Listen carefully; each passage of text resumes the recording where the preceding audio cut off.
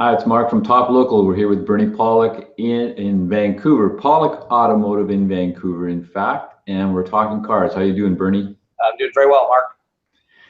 So we're going to talk about a BMW X3 2010 version that had some engine oil leak problems. What was going on with this X3?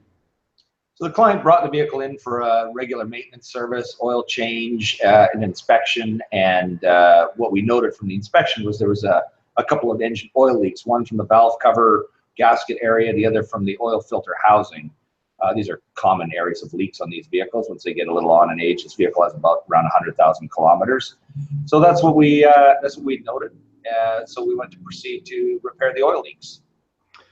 So did you find anything else interesting? Yes, we did. And this vehicle had not had its oil changes done regularly. It was actually quite overdue for an oil service by many thousand kilometers. And the oil service interval in these vehicles is 25,000 kilometers, which in and of itself is already a very long time. But what we found, it was apparent right away when we started the service and took the oil cap off, there's a lot of sludge in the oil inside the oil cap. So I'll share a few photos. And where are we here? So this is the oil cap. So just take a minute to have a look. Yeah, this is the underside of the oil cap, and all this stuff here. This is all sludge. This is like oil that's been kind of half tar, half oil, stuck to the bottom of the oil filler cap. I don't have a clean one to show you, but basically all this stuff here that my mouse pointer is swirling around should not be there. Go to our next picture.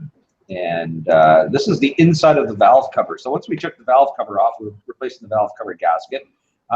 This was coated all on the inside.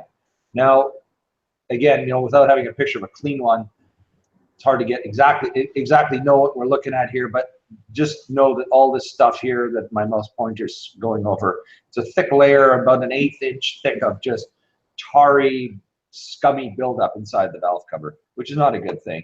Just a couple of things here. This is where the spark plugs sit in the middle of the valve cover. So this is a spark plug tubes. So this is a 6-cylinder engine. So we're looking at the center of the valve cover here. There's also a Valvetronic actuator motor that goes through the valve cover, and that sits in this position here. The oil filler cap sits right there.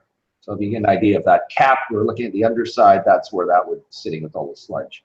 So just to interrupt you for a second, would this be normal? Is this a metal valve cover? No, it's plastic. Okay, so it might be black on the inside? It would be black. And once it's cleaned up, I mean, you'd see something that looks a little more like this all the way through. But, nonetheless, I mean, and so we have we have an awesome parts washing machine in our shop, and it's kind of like a dishwasher for car parts, it does an amazing job, but we had to put this thing through 3 or 4 times to get all the sludge out of it. So, and now the thing about the sludge, it's not actually going to cause any damage. I'll just share one other photo. This is the BMW. This is a 2010 BMW X3. So this is the last. There's 2 generations. This is the last of that generation. So I'll just close our screen share off here. So this could cause engine damage? Well, the actual sludge itself, yes, it can, but what it really represents is bad oil is deteriorated badly. So the lubrication quality of the oil is way lower than it should be. And so there's definitely sometime down the road, there's definitely going to be a price to pay for this bad maintenance, whether that's worn out timing chains. This vehicle uses variable valve timing, and so those actuators and things, they rely on clean oil without sludge, because the sludge will block the passageways. So it's critical to have that clean oil. So yeah, I mean it represents a definite problem. So what you're saying is change your oil regularly? Absolutely. I mean, we say it. I think every hangout we talk about changing oil regularly, but yeah, it's so critical. And how often should the oil be changed in a BMW? Well, it depends on who you listen to. But my advice is probably about every 12 to 15,000 kilometers in any sort of BMW that's built in the last 15 years. Most of them, all BMWs, they have a service reminder. It's usually set for 25,000 kilometer oil changes, which is ridiculously too long in my opinion.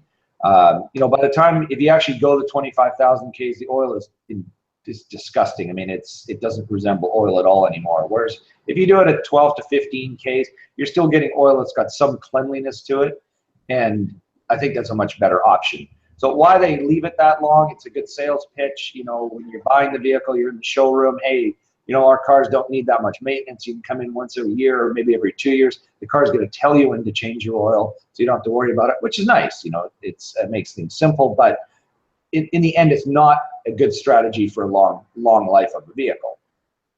Depends on what you want. If you want to lease a car for 3 years and replace it, by all means. But if you care about your car and you want to keep it for a long time, doing it more often makes a lot of sense.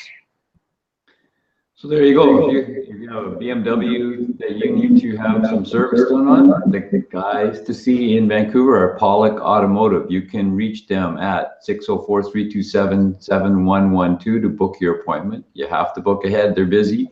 Or check out their website, pawlikautomotive.com. Thanks, Bernie. Thanks, Mark.